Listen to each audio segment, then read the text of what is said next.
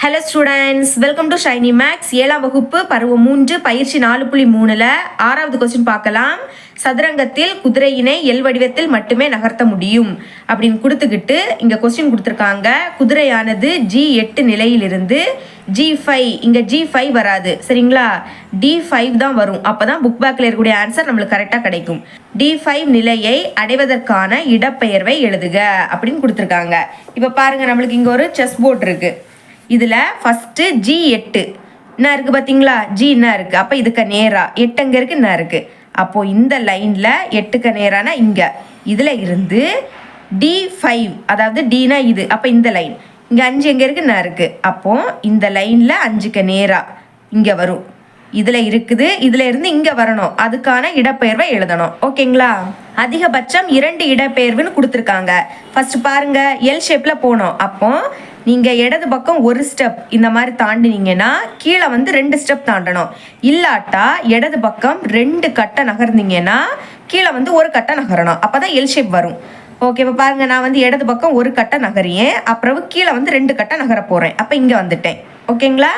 இனி இங்கேருந்து இங்கே வரணும். அப்போது 2 கட்டம் இடது பக்கம் நகரணும், ஒரு கட்டம் கீழே நகரணும். அப்போ நம்மளுக்கு கரெக்டாக வந்துடுவோம். ஓகேங்களா. அப்போ எழுதிக்கலாம். ஃபஸ்ட் இங்கேருந்து இங்கே வரோம். அப்போ என்ன பண்ணணும், இடது பக்கம் ஒரு கட்டம், அதுக்கு பிறகு கீழே வந்து 2 கட்டம், அப்போ தான் இங்கே வர முடியும். முதல்ல அதை எழுதிக்கலாம். எழுதிக்கிறேன் பாருங்க, ஒரு கட்டம் இடது பக்கம், அப்போ இடது பக்கம் பார்த்து அம்புகுறி, அப்புறம் 2 கட்டம் கீழே நகர்ந்தோம், அப்போ கீழே பார்த்து அம்புகுறி. மற்றும் இனி இன்னும் இருக்குது, இங்கே தான் வந்திருக்கோம், இதில் வரணும். இனி வந்து 2 கட்டம், இது ஒன்று இது ஒன்று, எப்படி இடது பக்கம் நகர்ந்தோம், அடுத்த கீழே ஒரு கட்டம் நகரணும், அப்போ தான் இங்கே வர முடியும். எழுதிக்கலாம். 2 கட்டம் இடது பக்கம், அப்போ இடது பக்கம் பார்த்தா அம்புகுறி, அடுத்த ஒரு கட்டம் கீழே நகர்ந்தோம். இதுதான் இதோட ஆன்சர். உங்கள் புக்கில் இன்னொரு ஆன்சர் கூட கொடுத்துருக்காங்க. எப்படி வேணாலும் நீங்கள் எழுதிக்கலாம். நம்ம ஃபஸ்ட்டு இதில் வந்துக்கிட்டு இங்கே வந்தோம், இல்லாட்ட என்ன பண்ணணும்னா இங்கே 2 கட்டை நகர்ந்து இங்கே வரணும். ஓகேங்களா. அப்புறவு இங்கே ஒரு கட்டை நகர்ந்து கீழே 2 கட்டை நகரணும். அப்படியே நீங்கள் ஆன்சர் எழுதிக்கலாம். 7வது கொஸ்டின், இளஞ்சிவப்பு வடிவமும் நீல நிற வடிவமும் சர்வசம தன்மை உடையன. நீல நிற வடிவம் இளஞ்சிவப்பு நிற வடிவத்தின் நிழல் உருவாக அமைய தேவைப்படும் உருமாற்றங்களின் வரிசையை விவரி. அதாவது இங்கே இளஞ்சிவப்பு நிறம் இருக்குது பார்த்தீங்களா, இந்த வடிவம் கரெக்டாக அந்த நீல நிற வடிவத்தில் பொருந்தணும். அதற்கான உருமாற்றத்தை நம்ம எழுத போகிறோம். ஓகே, ஃபஸ்ட்டு இது வந்து நேராக இருக்குது, இது வந்து சரிஞ்சிருக்கு. முதல்ல இதை நேராக ஆக்க போகிறோம். அதுக்கு என்ன பண்ணணும், கடிகார திசைக்கு எதிர் திசையில் 90 டிகிரி நம்ம சுழற்றணும்.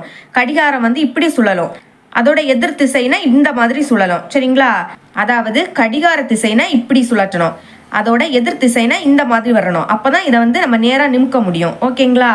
அப்போ 90 டிகிரி தான் சுழற்றணும். இந்த புள்ளியை வைத்து நம்ம சுழற்ற போகிறோம். அப்போ இது என்ன ஆகிடும், இப்படி வரும். சுழற்றும் போது இந்த மாதிரி ஆகிடும். இந்த புள்ளியை மையமாக வைத்து தான் நம்ம சுழற்றிருக்கோம். ஓகேங்களா. இனிமே இந்த புள்ளி தான் என்னது, இந்த புள்ளி இங்கேருந்து இங்கே கொண்டு வர போகிறோம். அதுக்கு பார்க்கலாம். ஃபஸ்ட்டு இந்த புள்ளிக்கு நேராக இங்கே கொண்டு வந்துடலாம். அதுக்கு 1 2 3 புள்ளி இடது பக்கம் நகர்த்தணும். இங்கே இருக்குது 1 2 3, இதுக்கு நேராக வரணும்னா 3 புள்ளி இடது பக்கம் நகர்த்தணும். அப்புறம் இனி மேலே போகணும், இங்கே வரணும்னா மேலே போகணும் சரிங்களா. 1 2 3 4 5 புள்ளி மேலே நகர்த்தணும். ஃபஸ்ட்டு என்ன பண்ணோம், 90 டிகிரி கடிகாரத்தோட எதிர் திசையில் சுழற்றணும். அப்புறவு இங்கே இருந்து 3 புள்ளி இடது பக்கம் நகர்த்தணும். அதுக்கு பிறகு மேலே 5 புள்ளி நகர்த்தணும். அதை தான் இங்கே எழுதியிருக்கேன் பாருங்க. ஃபர்ஸ்ட் சப்டிவிஷன், கடிகார சுற்றின் எதிர் திசையில் 90 டிகிரி அளவு சுழற்சிக்கு பின்பு 3 புள்ளி இடது பக்கம் 5 புள்ளி மேலே இடப்பெயர்வு. ஓகேங்களா. இனி செகண்ட் சப்டிவிஷன் பார்த்துடலாம். ஃபர்ஸ்ட் வந்து கடிகாரத்தோட எதிர் திசையில் சுழற்றலாம், இந்த புள்ளியை மையமாக வைத்து. அப்போ இது எப்படி ஆகும், வரைஞ்சிக்கலாம். இந்த மாதிரி தான் ஆகும். ஓகேங்களா. இந்த புள்ளியை இங்கே கொண்டு வர போகிறோம் சரிங்களா. அப்போ பாருங்க, 1 2 புள்ளி நகர்த்தினாலே போதும். இது கரெக்டாக இதில் வந்து மேட்ச் ஆயிரும். அப்போ ஆன்சர் எப்படி எழுதிக்கணும்னா, கடிகார சுற்றின் எதிர் திசையில் 90 டிகிரி அளவு சுழற்சிக்கு பின்பு 2 புள்ளி இடது பக்கம் இடப்பெயர்வு. ஓகேங்களா. இவ்வளோ தான் 6வது கணக்கு. 8வது கொஸ்டின், ஃபர்ஸ்ட் சப்டிவிஷன், இடப்பெயர்வு உருவை வரையவும். இடப்பெயர்வு அப்படின்னா இந்த உருவத்தை அப்படியே வரைஞ்சிக்கணும் சரிங்களா. வரையலாம். ஃபஸ்ட்டு கீழே உள்ளதை வரைஞ்சிக்கலாம். இந்த மாதிரி 3 புள்ளி தான், 1 2 3, அடுத்த இங்கேயும் 3 புள்ளி இந்த மாதிரி. அடுத்த இனிமேல் இது வரைய போகிறோம். அதுக்கு இங்கே 1, அடுத்து இங்கேருந்து இந்த சைடை இப்படி 1. ஓகே, நடு இது இந்த மாதிரி அப்படியே அந்த உருவத்தை இங்கே வரைஞ்சிக்கணும். இதுதான் இடப்பெயர்வு. இனிமேல் செகண்ட் சப்டிவிஷன் எதிரொலிப்பு உருவை வரையவும். எதிரொலிப்பு அப்படின்னாலே நடுவில் கோடு போட்டுருங்க சரிங்களா. கண்ணாடிக்கு பக்கத்தில் ஃபர்ஸ்ட் என்னது இருக்கோ அதுதான் முதல்ல தெரியும். அப்போ இதுதானே இருக்கு, அதுவும் ஃபர்ஸ்ட் இருக்கக்கூடிய இந்த லைன்ல வரையக்கூடாது சரிங்களா. அதாவது இதுல வரையக்கூடாது, அடுத்த இதுல இருந்து வரையலாம். முதல்ல இந்த கோடு வரைஞ்சிக்கலாம். ஓகே, அப்புறம் பாருங்க இங்க வந்து நடுவுல 2 புள்ளி சரிங்களா. அப்போ 1 2 இதை விட்டுக்கிட்டு இதுல வச்சிருங்க. இனிமே இங்க கிராஸ்ல இப்படி இந்த உருவத்தை பிம்பமா வரைஞ்சிருக்கோம். அதாவது கண்ணாடியில இதுதான் ஃபர்ஸ்ட் தெரியும். அப்ப இதை தான் முதல்ல வரைஞ்சிக்கணும் சரிங்களா. அதுக்கு தான் இந்த கோடு போட்டுக்கிட்டேன். நீங்க இந்த கோடு போடணும்னு அவசியம் கிடையாது, டைரக்டா இதை வரைஞ்சிருங்க. இனிமே பாருங்க தேர்ட் சப்டிவிஷன் சுழற்சி உருவை வரையவும்.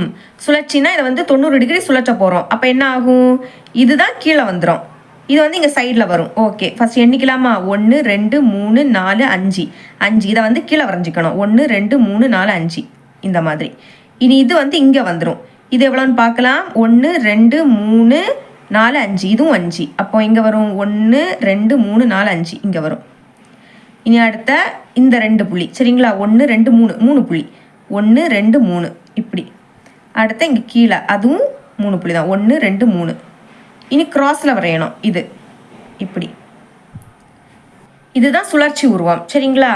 9வது கொஸ்டின் பார்க்கலாம். உள்வட்டத்தின் ஆரம் 4.5 சென்டிமீட்டர் என்றும் வட்ட வளையத்தின் அகலம் 2.5 சென்டிமீட்டர் என்றும் உள்ளவாறு பொது மைய வட்டங்கள் வரைக.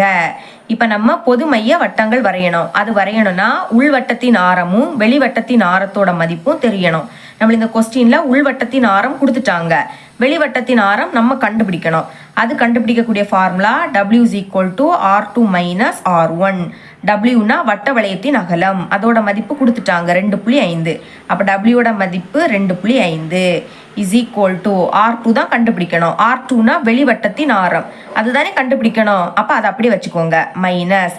இனி R1னா உள்வட்டத்தின் ஆரம், அதோட மதிப்பும் தெரியும் 4.5. இனி R2 தான் கண்டுபிடிக்கணும், அதை மட்டும் வச்சுக்கிட்டு இதை அந்த பக்கம் கொண்டு வந்துடலாம். ஃபர்ஸ்ட் இதை எழுதிக்கலாம் 2.5. இனி -4.5 சமத்துக்கு இந்த பக்கம் வந்துன்னா +4.5 தான் மாறிடும். இனி அங்கே R2 மட்டும் இருக்கும்.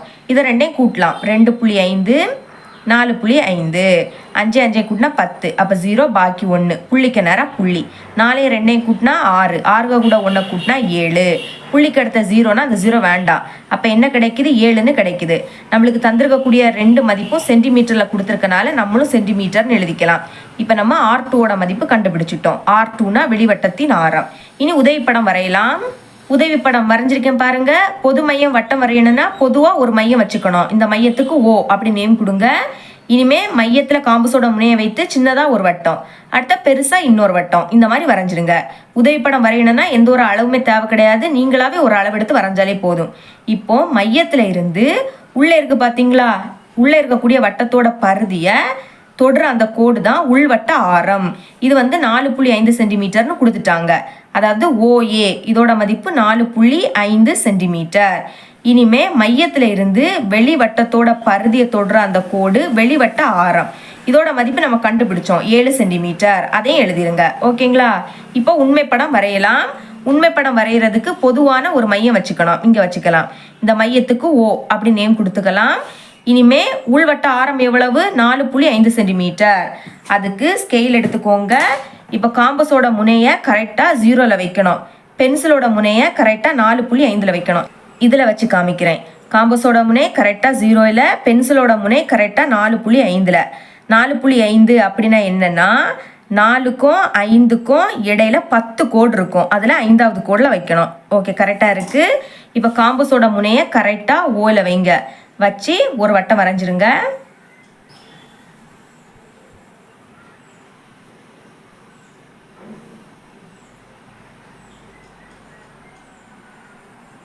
ஓகே, வரைஞ்சிட்டேன். இனி வெளிவட்ட ஆரம் 7 சென்டிமீட்டர். அதுக்கு திரும்பவும் ஸ்கேல் எடுத்துக்கோங்க. காம்பஸோட முனையை 0ல் வைங்க, பென்சிலோட முனையை கரெக்டாக 7ல் வைங்க சரிங்களா. ஓகே, 7 கரெக்டாக இருக்குது. இப்போ திரும்பவும் காம்பஸோட முனையை ஓவில் வைங்க. வச்சுக்கிட்டு ஒரு வட்டம் வரைஞ்சிக்கலாம்.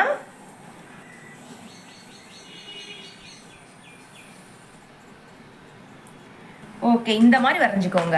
இனி அளவுகளை எழுதிக்கலாம். ஃபர்ஸ்ட் உள்வட்டத்தோட பரிதியில் ஒரு புள்ளி வச்சுக்கோங்க. இந்த புள்ளிக்கு ஏ அப்படி நேம் கொடுக்கலாம். இனி வெளிவட்டத்தோட பரிதியில் ஒரு புள்ளி, இந்த புள்ளிக்கு பி. ஃபஸ்ட்டு ஓயையும் ஏயையும் இணைத்து ஒரு கோடு போட்டுக்கோங்க.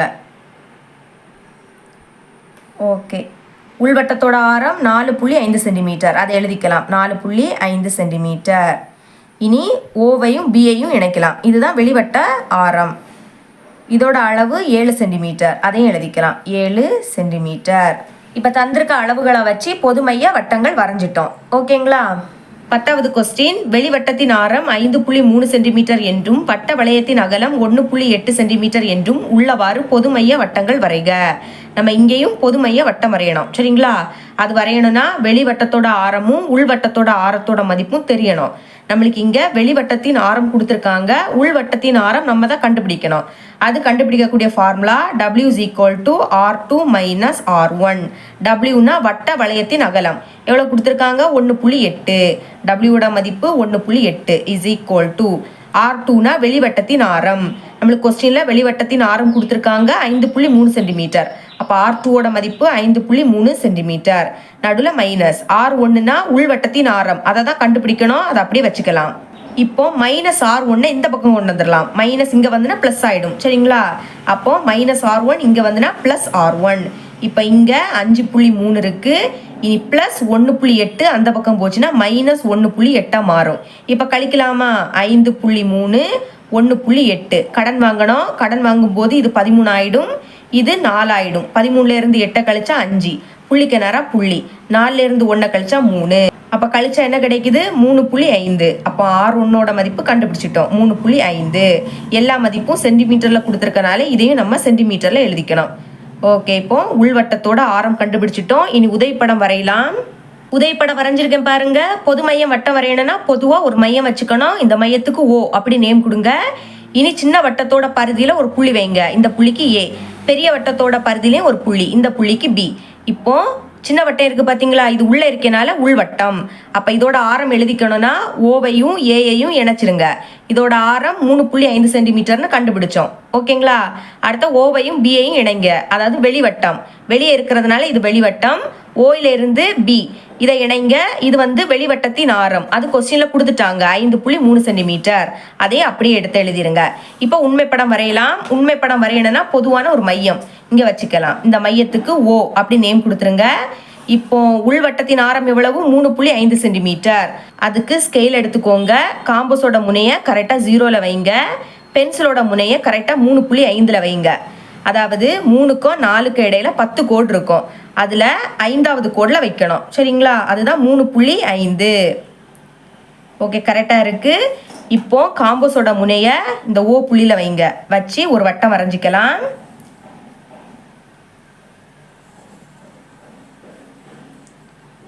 வரைஞ்சிட்டேன். இனி வெளிவட்டத்தோட ஆரம் 5.3 சென்டிமீட்டர். திரும்பவும் ஸ்கேல் எடுத்துக்கோங்க.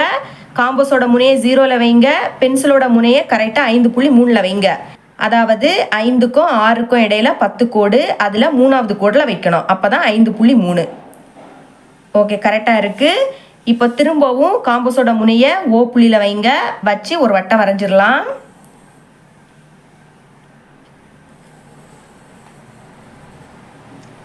வரைஞ்சிட்டேன். இனி இதில் அளவுகளை எழுதிக்கலாம். ஃபஸ்ட்டு சின்ன வட்டத்தோட பரிதியில் ஒரு புள்ளி, இந்த புள்ளிக்கு ஏ அப்படி நேம் கொடுங்க. பெரிய வட்டத்தோட பரிதிலையும் ஒரு புள்ளி, இந்த புள்ளிக்கு பி அப்படி நேம் கொடுக்கலாம். முதல்ல ஓவையும் ஏயையும் இணைத்து ஒரு கோடு வரைஞ்சிருங்க. ஓகே, வரைஞ்சிட்டேன். இதோட அளவு 3.5 சென்டிமீட்டர். அதையும் எழுதிக்கலாம், 3.5 சென்டிமீட்டர். அடுத்த ஓவையும் பியையும் இணைத்து ஒரு கோடு போட்டுக்கலாம். இது வந்து 5.3 சென்டிமீட்டர்னு கொடுத்துருந்தாங்க, அதையும் எழுதிக்கலாம்.